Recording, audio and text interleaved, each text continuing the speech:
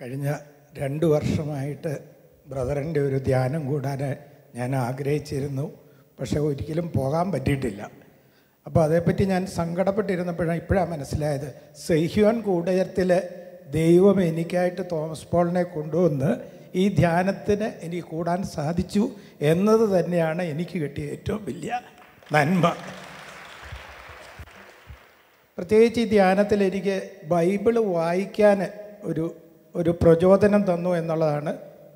കാരണം ഞാൻ ഈ ബൈബിള് വായിക്കുന്നത് അത്ര വലിയ ശ്രദ്ധയൊന്നും ഇല്ലാതെ വെറുതെ വായിച്ചു പോകും. അതിനൊരു ഉദാഹരണത്തിന്, എന്നും ഞാൻ ഈ എലിസബത്തിനെ മാതാവ് വന്ന് കാണുന്ന കാര്യം പറയുമ്പം നാച്ചുറലായിട്ടത് നല്ല സന്തോഷമുള്ള കാര്യമാണല്ലോ എന്ന് ഓർത്തിരുന്നു. പക്ഷേ ഒരു ഫരിസേയ കുടുംബം ഇങ്ങനെ ഒരു അവിഹിത ബന്ധത്തിൽ വരുമ്പോൾ അവിടെ ഉണ്ടാകേണ്ട കാഴ്ചപ്പാട് ശരിക്കും കല്ലെറിയലാണ്. അതിൽ നിന്നും മാറി അവളെ സ്വീകരിച്ച ആ ഫരിസേയ മനോഭാവം മാറ്റിയെന്ന് പറയുമ്പോൾ ഒരു വേറിട്ട ഒരു ആറ്റിറ്റ്യൂഡ് അവിടെ ഉണ്ട് എന്ന് എനിക്ക് മനസ്സിലാക്കാൻ സാധിച്ചു. രണ്ടാമത് പിന്നെ അതായത് നമ്മൾ ഏതെങ്കിലും പാപം, അതായത് നിയമങ്ങൾ പാലിക്കാതെ അതിലെന്തെങ്കിലും വീഴ്ച വരുത്തിയാൽ അത്രയും വായിക്കുമ്പോൾ തന്നെ ഞാൻ ആ ബൈബിൾ അടച്ചു വെക്കും. കാരണം പിന്നെ എന്നാ, നരകമല്ലേ ഉള്ളൂ, പിന്നെ വേറെ ഒന്നും ഇല്ല. പക്ഷേ ഇന്നലെ അത് പറഞ്ഞപ്പോഴാണ് അതിൽ ഈ സ്വർഗത്തിലെ ഒരു ചെറിയവനെന്ന് ഉള്ള ഒരു മനോഭാവത്തിലേക്ക് എനിക്ക് വരാൻ സാധിച്ചത്.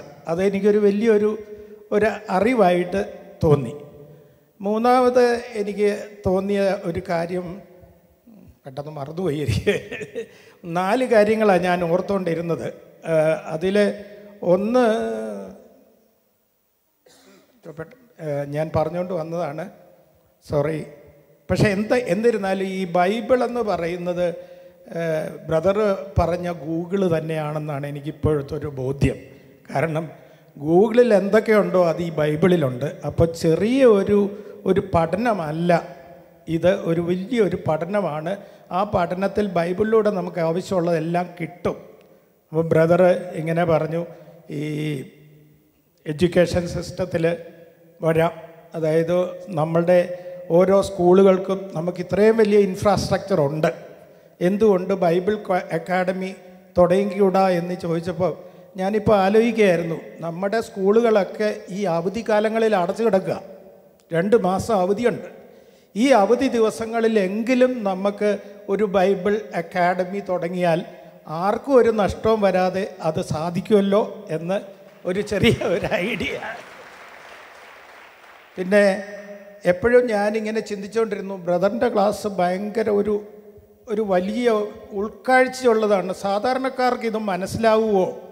അതുകൊണ്ട് ഇത് നല്ല ഒരു ക്വാളിറ്റിയുള്ള ആളുകൾക്ക് വേണ്ടിയിട്ടാണ് ഇത് വേണ്ടതെന്ന് ഞാൻ ഇങ്ങനെ 2-3 ദിവസമായിട്ട് ഇങ്ങനെ ആലോചിക്കുക. ഇന്നലെ രാത്രിയിലത്തെ ആരാധനയുടെ സമയത്ത് എനിക്ക് പെട്ടെന്ന് പിടികിട്ടിയത്, നമ്മുടെ മുമ്പിലിരിക്കുന്ന എല്ലാം പരിശുദ്ധാത്മാവിൽ നിറഞ്ഞവരാ. വേശ്യകളും ചുങ്കക്കാരും വെറുതെ പോയവരും മുക്കുവന്മാരും എല്ലാം ഇത് ഉൾക്കൊണ്ടെങ്കിൽ പിന്നെ എന്തുകൊണ്ട് സാധാരണക്കാരൻ നമ്മുടെ ആൾക്കാർക്ക് ഇത് ഉൾക്കൊള്ളാൻ പറ്റുകയില്ല? അപ്പോൾ എന്തുകൊണ്ട് എല്ലാവർക്കും കൊടുക്കാൻ പറ്റുകയില്ല എന്നുള്ള ഒരു ഉൾക്കാഴ്ച എനിക്ക് കിട്ടി. അപ്പം ടോട്ടലായിട്ട് എനിക്ക് ഒത്തിരിയേറെ കാര്യങ്ങൾ കിട്ടിയെങ്കിലും എനിക്ക് പറയാനുള്ള കുറച്ച് കാര്യങ്ങൾ ഞാനിവിടെ പറയുകയാണ്. എന്നോട് പല പ്രാവശ്യം ഷാജി ഈ ധ്യാനം കൂടണമെന്നൊക്കെ പറഞ്ഞപ്പോഴും ഞാൻ ഒഴിഞ്ഞൊഴിഞ്ഞ് മാറുക ചെയ്തത്. പക്ഷേ എനിക്ക് ഈ സെഹ്യോൻ്റെ കൂടാരത്തിൽ കൂടാനാണ് ദൈവം ഉദ്ദേശിച്ചതെന്നോർത്ത് ഞാൻ നന്ദി പറഞ്ഞുകൊണ്ട് ഞാൻ ജോർജേട്ടനാണ് എന്നെ